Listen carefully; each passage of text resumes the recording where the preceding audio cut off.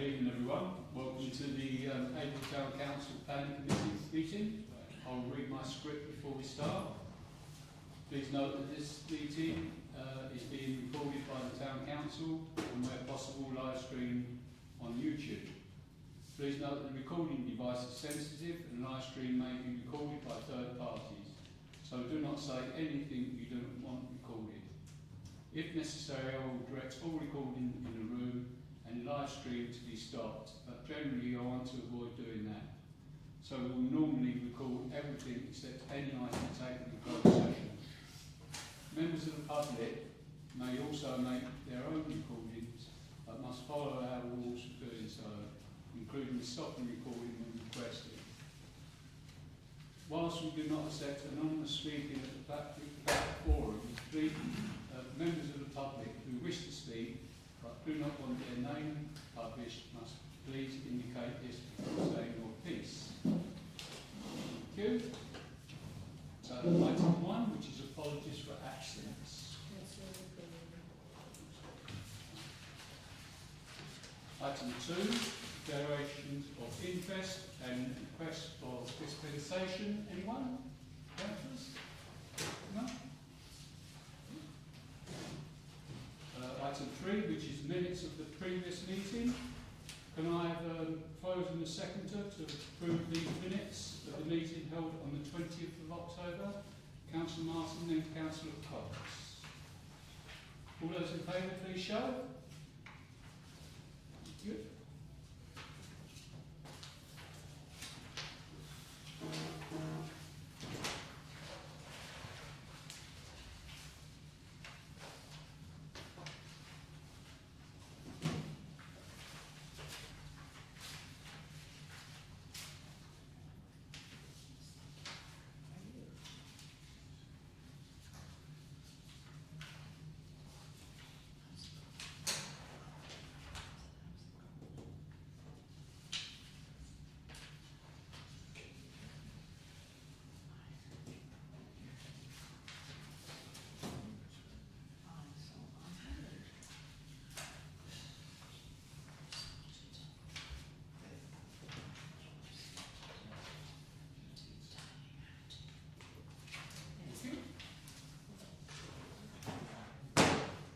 Item 4, matters arising from those minutes.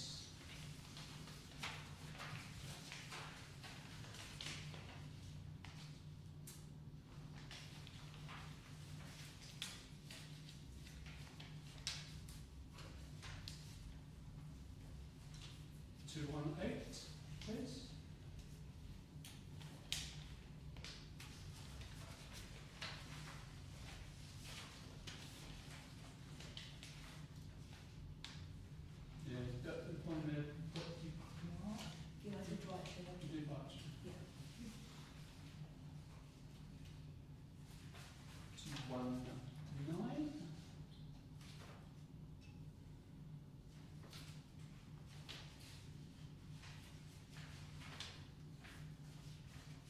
Any comments? No? 21?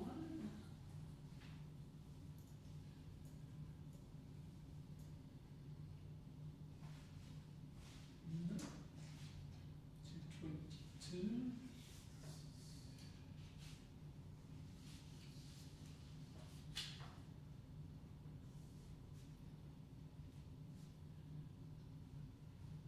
Any comments at all? 223?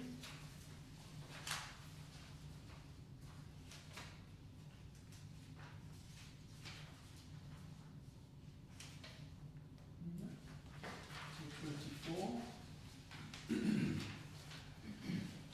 No. Okay. Yep. Thank you. Item 5, for members of the public to speak on planning matters other than the applications before the committee. No? Thank you. Item 6, to consider planning applications. I'll invite members of the public who wish to speak to address the committee in relation to a planning application to speak ahead of the committee considering each application in turn. Application 1.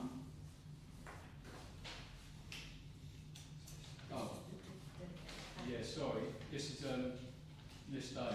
We don't normally have this list A. It's delegated powers. Is there any comments on this delegated powers one at all? So what the chair and deputy clerk got? No? Yep. Councillor Cox, that we just sort of had a brief discussion about online anyway, but you did raise it. Yeah, circulated it. Yeah. Okay.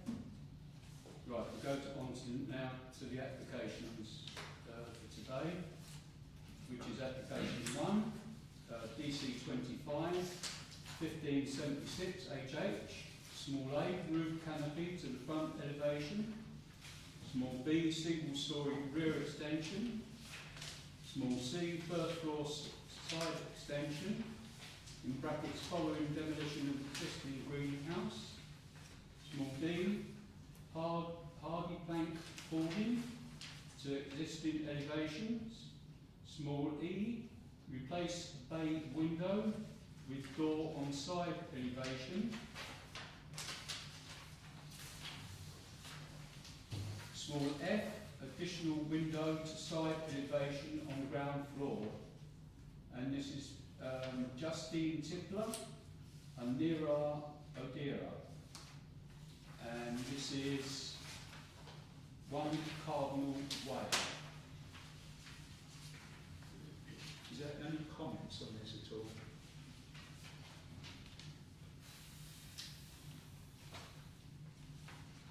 No?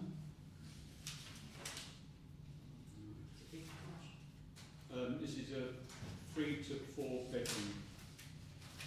Being referred to. Councillor Smith. It is a large, I think, Overdevelopment? well, the size, the plot's quite large, isn't it? It's just a sort of a very large extension, I think. I can't see any objections from the mayor or anything like that, and I can't see any planning reasons to object to it.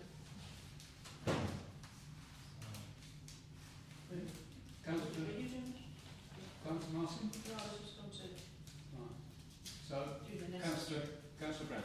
Yeah, I personally have no concerns. I'd like to propose neutral. Do we have a second for that? Councillor Cox. Any other comments on that at all? Or proposals? No? Right, all those in favour, please show. Right, application 2, which is DC 25, 1588, and this is TPO 534 in brackets 2012. This is a tree preservation order. 1 Weeping Willow, T1 on plan and on order in bracket. Pollard to 8.5 metres above ground level. Bagley Clark at 2 Manor Farm Close. Councillor Cox. I couldn't see any objections, and it said it was cutting back. The plan, that drawing wasn't particularly clear in my mind, but the only thing I saw in the application was it was ticked that they weren't the owner, but I couldn't then see any substantiation of who they were, in which case that worries me as to does the owner know that this is happening? Are we okay with that? I know it's only cutting it back to its original sort of standards, but I couldn't necessarily see who it was being done on behalf of. So I could be wrong. I really want to get the application up just to check, but and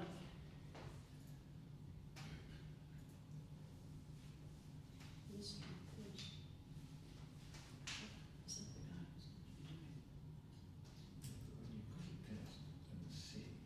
So if we click down to are you the owner, I think it says no.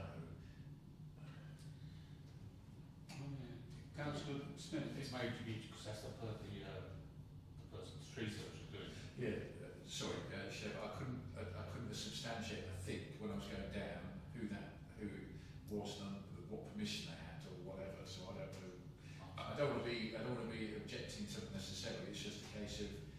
as we know that the owner is happy and nothing's happening untoward. But again, are we worried that they're not saying anything untoward either? So I didn't know if that was something to be concerned about. That's a good point.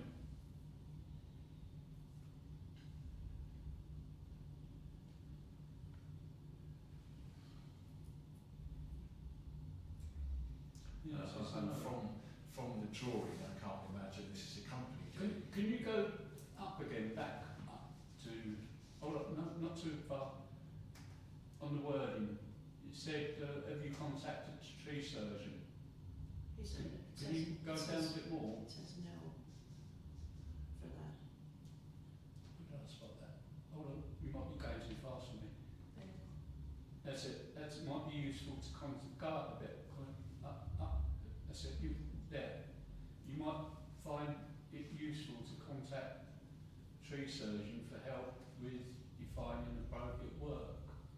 So my view is whoever this is isn't professional based on their drawing.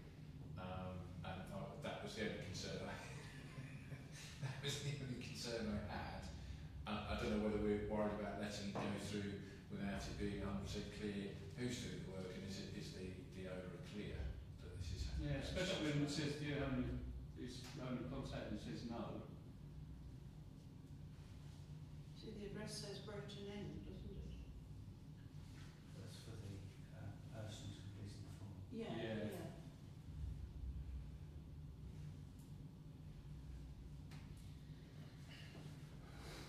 Maybe an elderly relative would do it before, so I don't know whether it's I don't worth know if there's any problems before. I think I'm sure that we've actually had this tree numbers in the past and we've agreed to it's okay. But yeah, it's just you turn it into a managed size. It's not like cutting it down or anything. It's just Yeah, trimming it. Yeah, I agree. I think Paul's right. Yeah, put your hand up. Yeah, Councillor Martin, then Councillor Thank you. Cox. I think pollarding for this particular type of tree, a willow, is very important because they do have a habit of dropping branches, literally. That's what happens with when they pollarded the trees along Ernhausen Way, the willows that were along there. I don't know if you recall, there was a huge outcry from the people at the town saying, oh, decimate, it's terrible. But it has to be done, and if it isn't, it's quite dangerous. So I think this is what should be done. Those trees have to be kept in order and have to be tidied up regularly. Councillor Cox. So it's really fair. I was trying to draw attention to Councillor Burns. Oh, yeah, right, thank you. I keep forgetting about you, sorry. I know, it does. Councillor Burns. Only, I noticed, I mean, I don't have a problem with it particularly, as Councillor Smith has said, is I think it's come before this committee previously. But the thing is, they say, is it a TPO? Yes. Do you know the number? No. Well, actually, first of all, you just go on the West Suffolk website, it gives you all the numbers of the trees. What other ones are there? Yes, there's confusion over the ownership and everything. There's obviously no tree surgeon report, so they're just going based on what they did before. But has anyone actually inspected the tree to see, check it's, because it's a TPO, it should be at least inspected to check that it still requires pollarding, or is there some other thing wrong with it, or whatever it might be. The assumption is just a tree just needs cut back every so often is a fallacy. I would, you don't want to go to an expensive tree surgeon, but I would have thought that, if at least talking to West Suffolk and saying, can you give me the TPO number? If you Sorry, know what that is. is that Hold on, not? Is that hold on, not? hold on. Sorry. No, no. That isn't the TPO number on there. That has been put down by West Suffolk. That's not by the applicant. No, I know that, but that The is. applicant should do it. Yeah, but that's it. They haven't filled out the form correctly. Yeah, but that's It's the just number. ignored, even the one where it says you're not the owner, describe what work you want to do in detail, or go to a tree surgeon and, you go, and then you look at the, I think it's two or three down where the council have done their own I saw that. thing, completely different application, type of application. That's all I was going to say. Councillor Cox. So if we're happy with this, which I don't see why we're not, the officers would be following this up anyway to ensure that nothing happens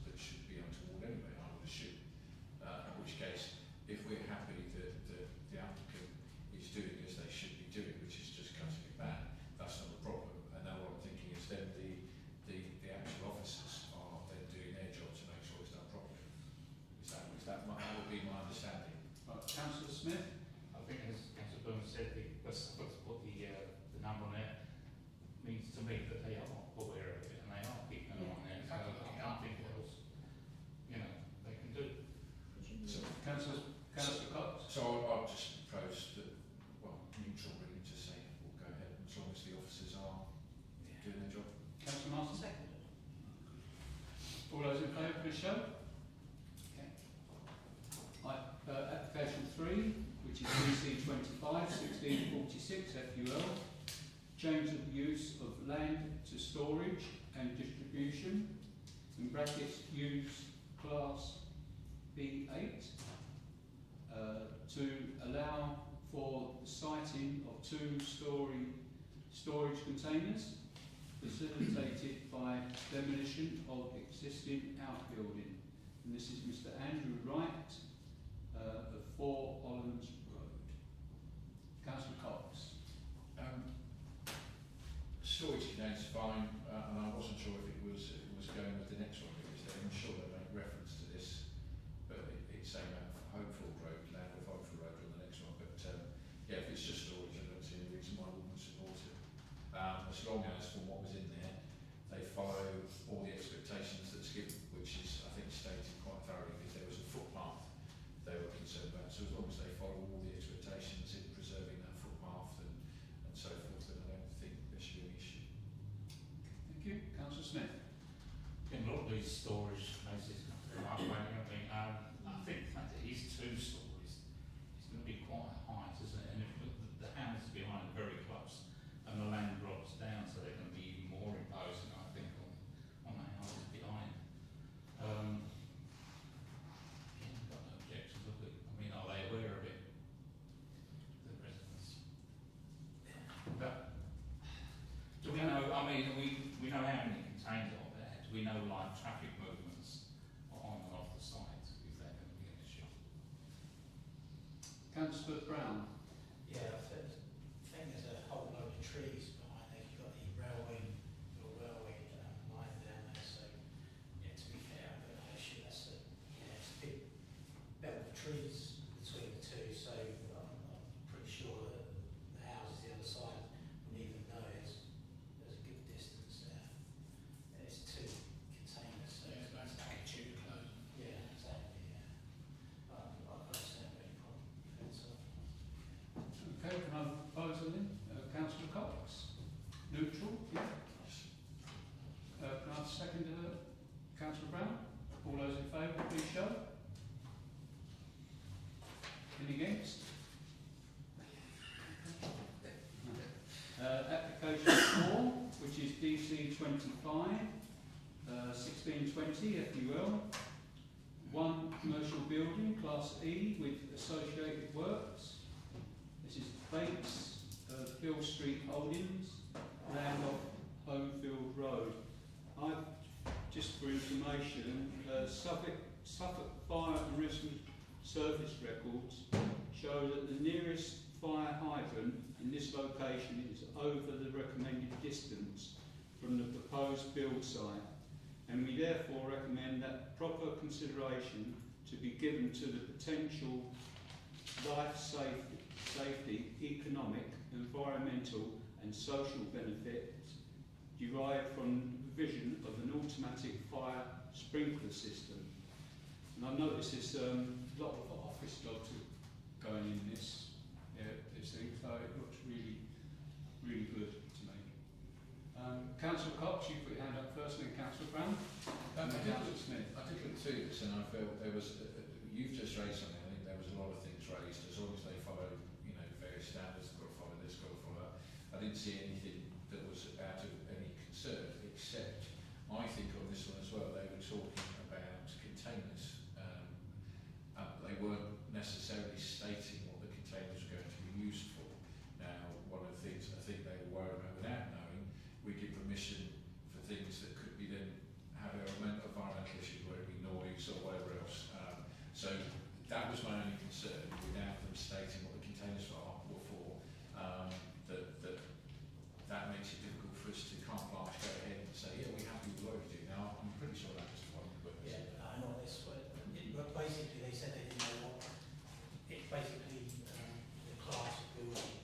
They don't know potentially its end use. These are speculative buildings, so it looks like they're building the building and hopefully rent it. And then basically, yeah. So Yeah, there's 2 buildings. There's one office with office building only, and then there's one with a container or whatever it's going to be. But they've already said with that if there are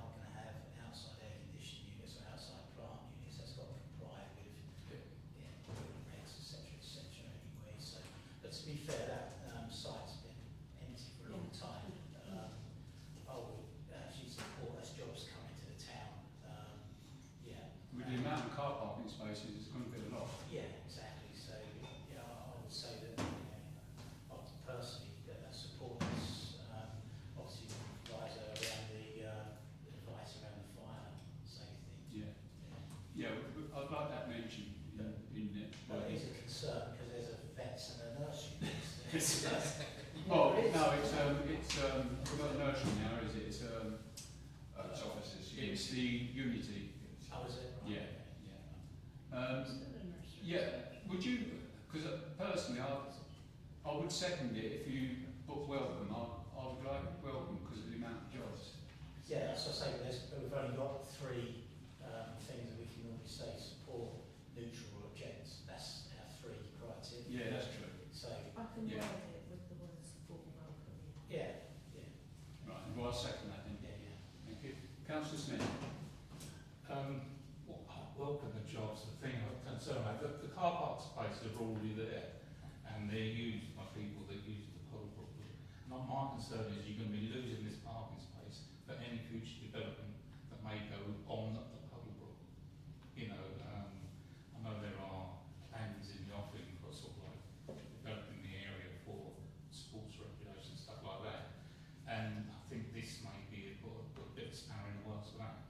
The red line area on the around the boundary, taking up the whole of the parking space for anybody wishing to use the Puddlebrook in the future.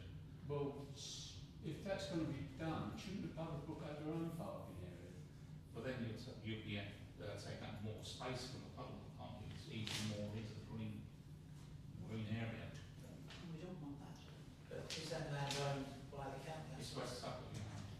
Land owned by West Suffolk, leased. But I did email, I didn't realise that was already today, I emailed one of the officers at West Suffolk, obviously I've never replied yet, just to clarify whether this would jeopardise any future plans. Also, the blue dotted area, is that attenuation? Is that something? If you expand it. It says something about position Probably of existing Attenuation. attenuation. Oh, they're in the tank. The tanks are there. It's an existing tank. Existing tanks. So is that Council- ground one? Well, Because there's a car park there at the moment, isn't there? could we ask them for a compromise then? Because that business would only generally be working during the weekday hours. Weekends, to say that the public has access to the car park at the weekend. Could we ask for that? There's even. Yeah, in evenings. Yeah, because generally when Puddlebrook sports facilities are being used, that wouldn't be being used. So I'm sure there can become some sort of compromise. Yeah, As somebody said, it is a speculative thing, isn't it? There's they've got no tenant to go in there, there's nobody lined up, and I just worry that they'll build a building and there'll be no jobs up, and it's not taken away. Or could we say that, there is provision, shared provision on one of the rows of the car parking for use by the sports field? Yeah. Yeah, why not? Yeah. I can't see any harm in that. Councillor Cox. I can see the point. The other side there is to look at the case of what is the permission for the groups that are there with the vets and what was the nursery. Because when they're closed, are they saying that nobody else can use them? I'm pretty sure if it's owned by West Suffolk, surely we're saying they're car parking spaces and they belong to the public when they're not used. I don't know. It's possibly worth asking that question if we safeguard things. I think as we're saying all the time. But I think, like has been said, I would support it with as long as we've got the backup of trying to make sure we cover any concerns. Yeah. Councillor Burns, and then I'll come. You need to look at the design and access statement, 4.2, where it says that the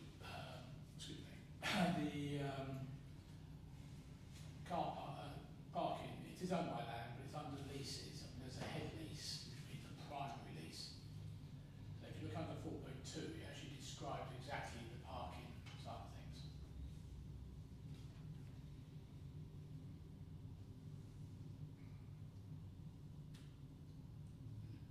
The most important part is Oh, the most important part is the previous planning permission. Yeah.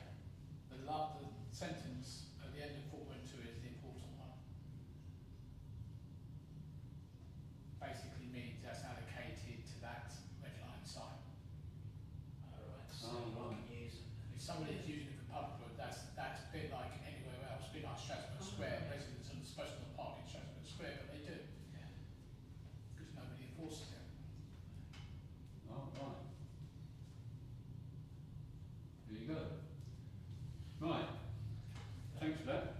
Councillor Brown. Yeah, can we just say that the rights of the football users are respected in the parking, in the future parking arrangements? Rights of the what, sorry? The rights of the parking of the sports field users are in some way taken into account, or they might Councillor Smith. Well, I just think that, you know, it's the parkrun, people used to park along Queen's Road, and it caused a bit of a problem. It's taken a long time to get them to use this car park in Haverhill Road, and they don't have access, but that's going to put that problem back into Queen's Road, isn't it? What I say is the weekend, there's no one working there, is there? If you Well, you don't don't know. know, it's expected. We don't know who's going in there. Yeah. They're one for the office. They're one for the office staff because they normally work Monday to Friday. But the other one, there might be. We don't know what the work is. It may be 7-day-a-week operation. You can't say that there might be staff only working at the week Monday to Friday. Call centre. Oh, if it's court sector, yeah. They work 24/7. Yeah, exactly. Councillor Brown. Well, can we just have it, as we were saying, that, we support the application, but we've got concerns that a couple of parking for the sports field will be affected. Is there any way that that can be, Mitigated. yeah? Is that what? Yes. Colin and Vicky can come up with something. Depends what the lease is. Can I Councillor Burns. just say, I think it just depends on what the lease says. Yeah. You know, we're not party to what that lease says, how long it's been there, or who knows how long it's been there. It could well say that at weekends people are allowed to use it, or not at all, or it's owned by West Suffolk, so it's their problem to sort out. You know, they're the planning authority as well. So the planners need to talk to the property people and say, how can we resolve this? But as long as we raise it. Yeah, as long as it's Just got like time. that. Okay. Yeah. Can we have a vote then for all those comments and welcome and also, yeah. Councillor Cox proposed, Councillor Brown seconded. All those in favour, please show. Any against? Okay, right. Item 5. DC 25 1723 TPO, TPO 041 in brackets 1977, tree preservation order, mixed species and works as per tree survey, and this is a cemetery chapel, Wilsfield Road. Any comments on this one? Councillor Smith? I was not sure. Councillor Marston seconded. All those in favour, please show. Item 6, DC 25 1763, TCA, Trees in Conservation Area, notification. 1U, as indicated on plan by circle, bracket. Overall crown reduction by 2 metres, and this is Mrs. Caroline Duckworth of 4 Hamlet Road. You want to see that drawing? Yeah. Any comments at all? Very nice plan. No, not to the drawing. It just saves money, doesn't it? Right. Can we have a proposer for neutral? Yeah. Councillor Cox, seconded by Councillor Martin. All those in favour, please show. Thank you for that. Right, next, on item 7, to consider street trading licence. Have you got any street trading licences? No? Item 8, matters to report. Councillor Cox. We may have seen, and it's worth stating through the lounges that seems to have fallen out, whether I don't know if we know the actual reasons, but it's quite sad that that's happened. And it's sad it happened and came out in a way that we didn't know much about it first. But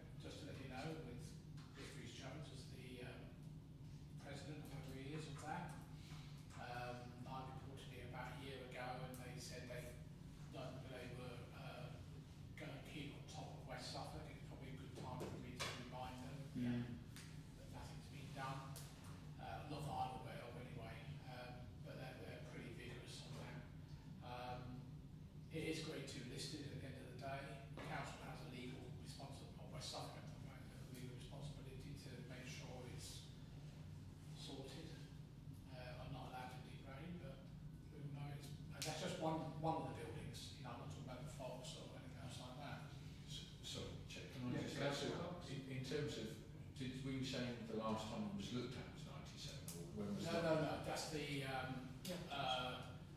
list of non-heritage assets. Can't remember the full title. It's the non-national, it's the local heritage list. Local heritage list. Do So we they know- officially had one in 97. We asked them to do another one and they didn't have the resource available. So we commissioned the local history group, as was History Museum now, to produce a book of local heritage items. And they produced that and we presented it to the conservation officer at West Suffolk. For them, they could just literally adopt that book as a up-to-date list of local heritage, but I'm not aware they ever did. Can I just go back? Councillor Burns? A lot of the stuff on the original list, which is a 2-page list, which I've got, are not in that book. So, you know, effectively we'll be taking stuff off that register. Because I know, like the Flint Cottage and that sort of stuff. Councillor Brown? Could we trace that up then to see what's happened? That's okay. And the other thing, the other bit of news was there's a new portfolio holder for planning. There's something thanks there. Councillor Cox, then Councillor Martin? I was going to say, can we get a check, but is it also worth getting back in touch with the history group to re-evaluate that and just, be clear, is this still relevant, is there anything that needs updating? And in terms of the coin exchange, I mean, how often do they, is there any direction how often they check it to see if it's, it may be, but obviously we need to try and hold something to account, so is there anything that we can say or send a letter to the right person, say, look, this hasn't been looked at, can we make sure it's not falling down? And the flip side, can we go back to the people we did write to when we said about all the buildings, could we just jump and say, can we have some sort of response? Councillor Martin, then Councillor Burns? Thank you. Well, if something isn't done about the coin exchange fairly soon, it will be a pile of rubble because it's been empty for such a long time and it's decaying and it's so unsightly as it is. It's graffitied, it's crumbling at the front. It's just an absolute shame. We don't have many historical buildings left in this town, and I consider that to be a historical building. And I think it's an absolute disgrace. Who owns that building at the moment? Don't know. Well, it's still If it's still the same Yeah. person, Mr. Murray in Southern Ireland. Right, yeah. Um, Have you spoken to Mr. Murray Good luck. in Haverhill? Well, no, it Because is, there is one. it is his brother. Yeah, I know it is. But, Yeah. I didn't know if he still was the owner or not. he's got nothing to do with the ownership of the one here. No, I know he has not, on top of the No, other. no, he is. Yeah, yeah, yeah. If I'd known that when I was there, no, So every- paid him a visit. Every year I review the land registry thing. It never changes. Can we get that? Still got Ulster Bank as the mortgagee. Person who got the money anyway. yeah. it's not the gentleman's decision to be able to say he needs the bank's permission. Sorry, I didn't reach that. The owner can't just sell it, he needs the bank's permission to sell it. It's owned by the bank then. It's part of a package of security the bank holds on his assets. Yeah, I think he over expanded during the Celtic Tiger in Ireland and it went burst. He built a huge shopping mall in Sligo and the whole thing went belly up. And this is part of that. This is part of that parcel. Yeah, but it's absolutely. It breaks my heart to see it. It really does. It's just not right that it should be allowed to deteriorate and crumble in front of your eyes. A bit like the Argos building, that is also crumbling in front of our eyes. Yeah, I'm definitely. furious about that with Loungers and the fact that they didn't have the decency to inform anybody officially that it was a member of the public who emailed Loungers a week and a half ago. And 2 days later I got a reply saying, oh, we pulled out, we're not doing it anymore. I've got it on my phone, I can show it to you. Yeah, we knew about it a while And- back. Sorry? Knew about it a while back. Well, it'd be nice if somebody told us No, that. we wasn't official. Yeah. Well, it was official when they emailed and said, this is what's happening. And I raised, yeah, I raised it before about the fact that there was no work happening. I'd not seen anybody in there. I spoke to the girls who worked in Peacocks and they said nobody had been there for months. And it's that building itself, it's an eyesore as well. It's as an entrance to the town, or as you're coming down Camps Road, it's hit you straight, it's right in front of you. Right, before I come to Councillor Smith, who's first, and then Councillor Burns, and then I think it's Councillor Cox. Did they start redoing that? They've done all the inside. They were inside, definitely. They've done the inside. Yeah. So they haven't done the outside? Got nothing to do with Andrew, it's the outside. That's the landlord. So what was the scaffolding for then? That's On the outside? landlord doing the outside. Oh, right. Is he still doing it, do you know? He was as of last week. Was he? Oh, right. He was actually Yeah, physically crane, there. yeah, crane up there. Oh, Right. well, Nice. that's nothing there. That is good news. Right, hold your breath. Yeah, Councillor Smith. We better stop calling it the Argos School, it was never owned by Argos, was it? No. Still quite a cold building. Oh, So I'm confused around this Mr. Murray and Haverhill, nothing to do with this Cornish change. So why is he always involved? Any project that comes forward to actually do something, he's always there. So why is he getting involved? Is it nothing to do with him at all? What do you mean? Councillor Burns, perhaps you can answer that. Well, I think he's the one who put the let me just facade say they were estranged. Yeah. For a long time they were estranged, never spoke to one another and everything else.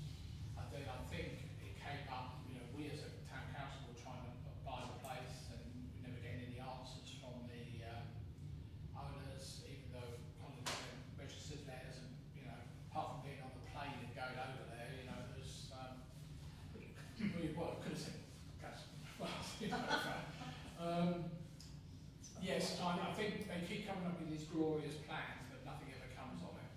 But it's not that, it's the fact that conservation have done nothing. I mean, I filmed the inside of that building in 2013, 14. I've still got the videos available online on YouTube if you want to watch it. And it was deteriorating there. I've been in there since, obviously, with trees grown through the walls and from outside in the Rose and Crown Garden and all that sort of stuff. Conservation obviously got the work done to board it up and everything, but they just walked away from it after that. They've not been interested. But going back to what the original thing was, which is, I think, Councillor Cox mentioned about the letter that went to the portfolio holder, I think it's probably the easiest option is just go back to the portfolio holder and say, give us an update of all these 6 items, or whatever it was, 5, 6 items. Who is the board, sorry, Yeah. sorry, Chairman. Who is the portfolio holder? David Taylor? And was it the planning person? I think it might be. Colin, could you help? I can't remember. I couldn't tell you Or who the the other one? portfolio holder is. Is There's this several June? district councillors. What portfolio does it come June under? Horner was, wasn't it? Yeah. Planning regulatory. Is it? It's planners, Frank Stennett. Frank Stennett. Oh, it's a new one now. Yeah. So I know that the chair, I know the director of housing regulatory has taken an interest in the original letter. So I think perhaps if we write to the new portfolio holder, sort of bringing up where we got to with the previous portfolio holder, copying the director, Mike Hursthouse. Mike, yeah, because Mike knows about it. It's unfair for the new portfolio holder to, do it on his own. Yeah, definitely. Councillor Cox and Councillor Brown. I think it's been answered anyway, because it was to do with the outside of the old co-op, change whatever it was previously. No, that's what they're calling it. No, that's what was it originally? But anyway, it was, but if the work's being done, then and as long as we just monitor that, maybe come back at another point, because if it does stop, then we need to be looking at sort of going back to that and saying that can't stop, because it was dangerous. There was always things called off, and of course if there's nobody going in there now, it could stop thinking, well, we don't need to anymore because there's nobody going in there. So as long as we just keep an eye on it and maybe come back to it another point. Yeah, it's important, very important. Councillor Brown, and then Councillor What I Burns. was going to do was just formally propose that we chase them up on the list in general that we raised at the beginning, and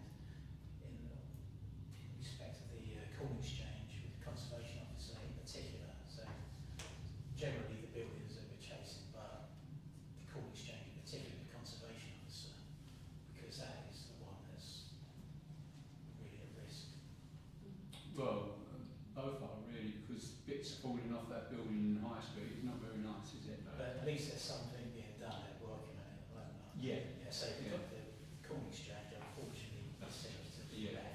Yeah. Um, If they're to be working fair, on it, then it's great. the conservation officer has got the power to actually do something about it, and has done a long time ago, and we have chased since then, and seems to have got nowhere. So if you come to the town council, asking particularly the conservation officer to have a look at the corn exchange, but also chase the list of the other buildings that was brought up at the beginning.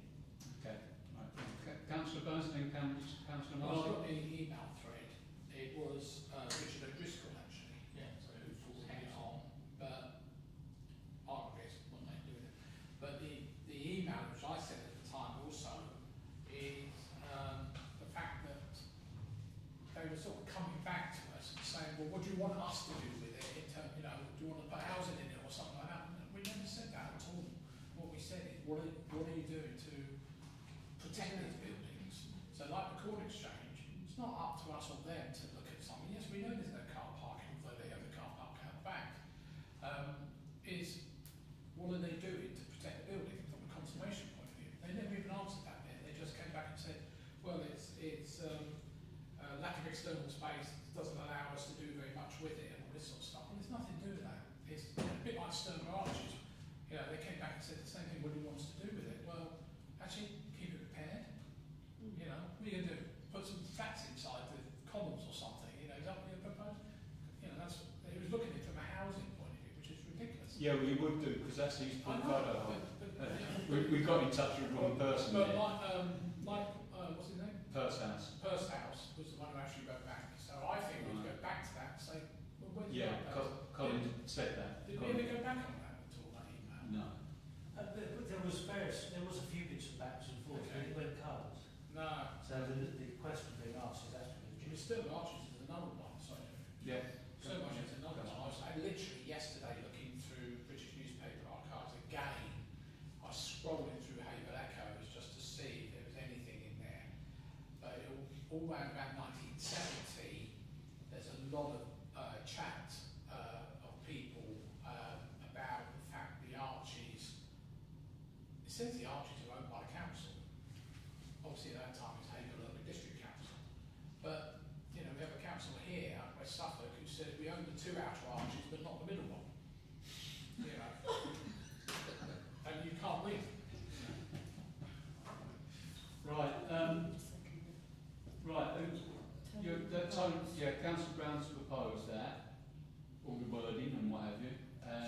Councillor Cox seconded it. Right, all those in favour, please show. Yeah, that's carried. Thank you. Any other matters to report? No? Councillor Smith? Just the, obviously we've got the roadworks, pathworks in Greenfield Way at the moment. The traffic lights are causing a bit of an issue with some of the residents. There's 5-way traffic lights. So a lot I was just driving through on the red. And also with the spacing of the signs, I think it's in Convent Road, so close together that when you park close enough to the lights to pick up the sensor, you're blocking off the cars coming the other way. So it's a bit of a nonsense situation really. So I don't know what we can do about that. Do you know who they are? It's County Council? Yeah, it's Wow. highways. They do it for the close highways. Oh, really? I thought they'd know better where to put the You would think so. signs properly. Yeah. Councillor Burns? They'll be using a third-party company to do the Oh, thing, yes, of course. but they still have engineers who are supposed to come out and check these things. I knew this was obviously coming up. The other one is the gas board, know what they're called? I didn't. Yeah, that's it. Yeah. Are putting traffic lights up Matting Road for the next 4 months. Where? Yeah, just by north of Chorlstone. What's the road on the right side? Church and Avenue, as part of their digging up the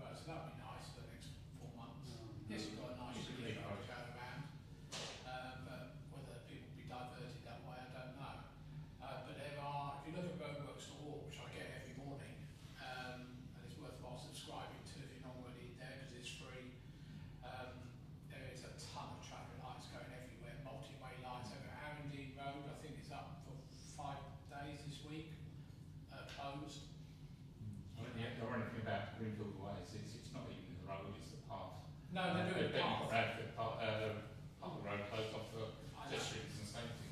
I know. Anyway. Yeah, there's a lot of, Just what I'm saying. at Greenfield Road, there's loads of cars parked up there as well, especially on the bend. Yeah. And it's school pick, but There's nowhere else for them to park. It's going on about into that. Right, yeah, okay, is there any more now? No? Right, thank you very much. Date of next meeting, item 9, which is Monday the 1st of December. And item 10 is closure. And it's 7:51.